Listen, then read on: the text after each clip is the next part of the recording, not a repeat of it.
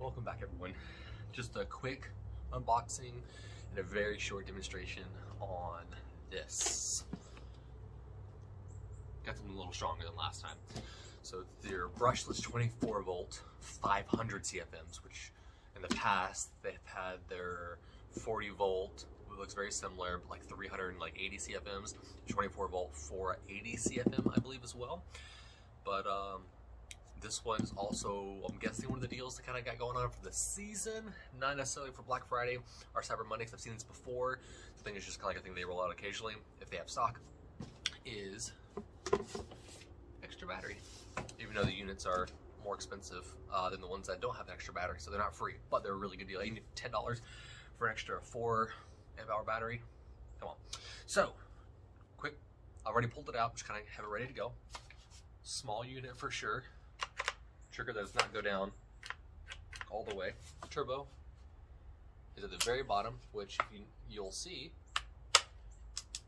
it'll hold, but it will not go down there. Now you have variable settings set on this, which feels like a, let's see if I can get it slowly. 1, 2, 3, and the turbo. So it's up to 500 CFMs. I don't really know what the CFMs are for level 1, 2, and 3. A lot of times it'll kind of tell you on the website, but Cobalt's a little bit weird when it comes to that kind of stuff. I don't know why, but I know obviously some other companies are just up to, because all they care about is the high number. Especially because the fact that you get less battery life on turbo. So if you can get stuck with 3 or 2 for a while, then you're gonna get a much better experience out of it for sure. But, set back. Have the tube, which kind of looks like you could screw something on the top, not 100% sure, but let's see where we at. Nice, easy, click. 500 CFMs, 120 miles an hour.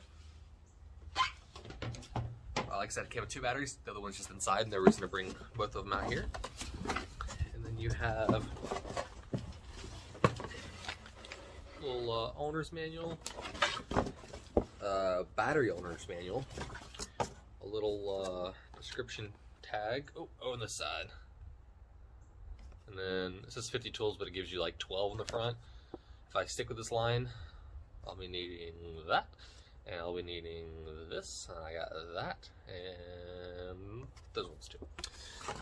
So, next, battery charger, a little bit lightweight, but what I like about it for sure is just nice click. It's more of a bottom out, I guess. It doesn't really necessarily click, but the Bauer had issues with that. But comes off pretty easy. That one actually light stays on for a little bit, and it's a 4-bar indicator instead of a 3 like Bauer. So definitely happy about that. Nothing too crazy.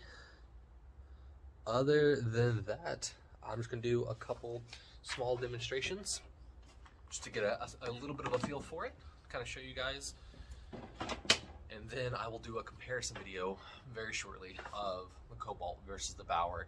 And it's not, I mean, an apples to apples. It's like an orange to clementine. It's smaller, it's cuter. You know, you're not going to get the same thing. You don't necessarily, like, everybody wants to go, oh, it's not as good as DeWalt or Milwaukee, Makita, whatever. And from what I've heard, like, example, DeWalt has had a lot of not the best tools for some of their entry levels. It's like their higher up levels are what's like, wow, that's amazing. So you can't compare obviously certain aspects to it, but it's like $10 to $15 more as a kit. Wasn't that more expensive? It was $139, and it's also brushless, and it has almost like 80% more CFMs, something like that. So we'll kind of go from there. We'll do a little test, and like I said, I'll post a video shortly with those two coming out, so let's get into it. First little test I'm going to put this thing through. It's just probably a little bit damp, but regular leaves, regular grass. Let's just use the trigger.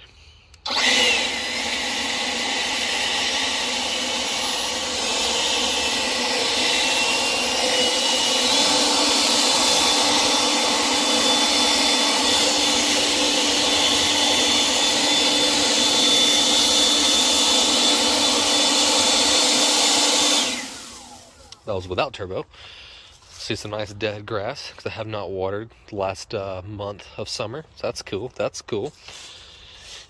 Okay, and then this is going to be flip through power 1, 2, 3, and then turbo. So I'll hold it up. Should be just turbo on the ground.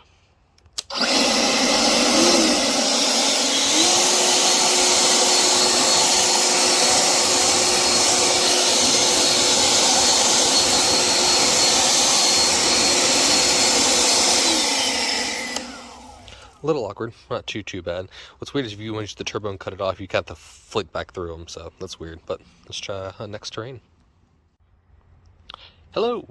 Now, probably more dead grass and pine straw, so a little bit harder.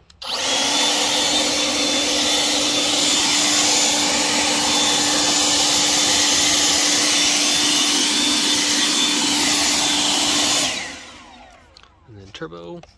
I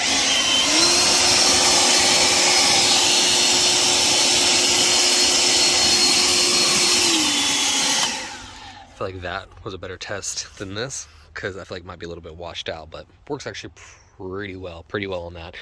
And next terrain. Hello again. So gravel. We use the switch to make sure we're just on one.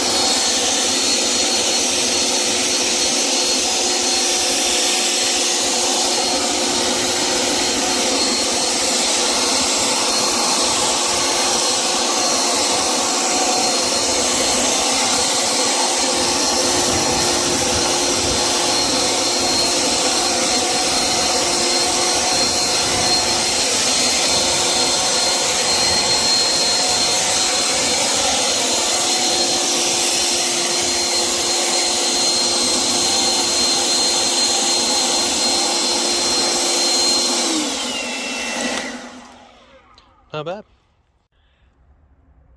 I call this the why wait method.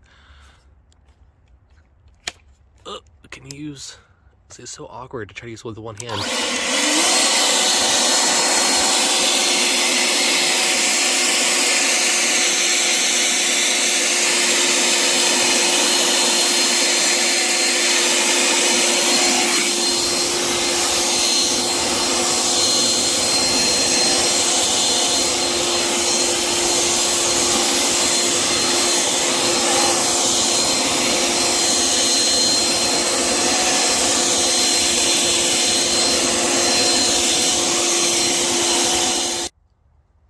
So, after doing a couple different terrains, a couple different types of material, I'm super happy. Now, obviously, the stronger you get, and you have a gravel driveway, you're gonna be more and more careful because eventually you just have dirt, and all the rocks will be in the bushes. Don't want that. But so far, I love this thing. The trigger sucks. The trigger is just terrible. I don't know why they did it like that. Like, who would design a trigger that you're supposed to hold, but it doesn't go down all the way? So really, you're holding it like this the entire time. Or like if you want to use the turbo, you have to like reach your thumb up, pull it down, and you're like, cool. And when you let go, you're like, oh, now it's up, but it's up here, and then you have to physically push it through levels 2, 3, and 3, 2, 1. Doesn't make a lot of sense, honestly. I really wish they just had like a full squeeze trigger, still variable, and then maybe like a little turn knob if you wanted to keep turbo on, or like a lock on or something like that. It's not like it would be that hard, but that's what they decided to go with. But the brushless, I can definitely tell, is a lot more power. Clearly, 500 versus 338 CFMs, 96 miles an hour versus 120. Clear winner. Obviously, I've not tested it against anything crazy, but I have already gotten the kind of feeling that it works great. Just a heads up, you can kind of tell behind me, yeah, a few dead plants. It's getting cold enough where it's a lot more leaves are dropping. So they still got their 30-day return window. And they have their backpack blowers, which are definitely a little bit more powerful. At least this, I can tell it's going to last longer. I haven't done like an official test where I actually saw the bauer because it died so quickly. And even if it dies in the same amount of time, it does a lot more work. so that I'm not worried about it. Plus, I don't think I'll have to use the turbo anywhere near as much, so it definitely shouldn't die in the same amount of time. We'll just have to go from there and kind of see if it does everything I need to do. I am very happy with it. It's just the trigger thing kind of makes you go, well, it could be better. Do I want better? I got 28 days to kind of figure out if I do want to go with that. But I have 2 batteries, and that was a huge deal in general. If you go to Lowe's, which is the only place that sells Cobalt, they have the 4 amp hour batteries and a charger. I think you get a free gift with it right now, but it's 149 bucks. That's the cost of leaf blower. Now, to be fair, at this time of year, you get the free item, which is sometimes something stupid like a flashlight, but sometimes it's a drill or some type of oscillating tool, something that's pretty usable. But if you get the bigger packs, they always include flashlights and stuff. And I'm like, it's cool, but I don't count that as a tool if I'm paying $300 for a kit, you know. But that comparison video will be coming out pretty soon, so you can kind of judge for yourself. I like it a lot more, but you can kind of compare as far as what you need, and maybe the differences on it a little bit, and see if that's going to drive you to go either way. But like I said, I really like this thing. I think it's weighted a little bit better, but I'll get into that kind of stuff a little bit more later. So thank you.